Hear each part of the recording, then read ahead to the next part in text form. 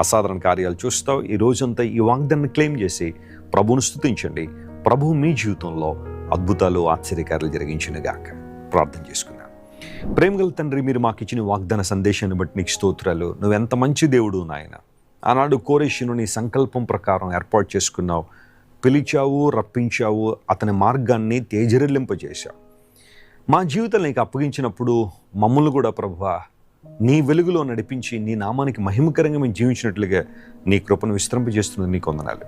ఈరోజు ఈ వాగ్దాన సందేశాన్ని మా ప్రియులు ఎంతమంది అయితే ఎక్కడెక్కడి నుంచి అయితే వింటున్నారో, చూస్తున్నారో వారందరినీ మీరు ముట్టి బలపరిచి నీ ఆత్మశక్తి చేత నింపి వారి మార్గములను వెలిగించి ప్రభువా నీ చిత్తానుసారంగా వారిని నీ మహిమ కొరకు వాడుకోనండి. ప్రతి అవసరం ఫిలిప్పీ 4:19 ప్రకారం మీరే తీర్చి వారి జీవితాల ద్వారా నీ నామాన్ని మీరే గణపరుచుకోమని కోరుకుంటూ యేసుక్రీస్తు వారి అత్యున్నత నామం పేరట అడిగి వేడుకొనుచున్నాం తండ్రి.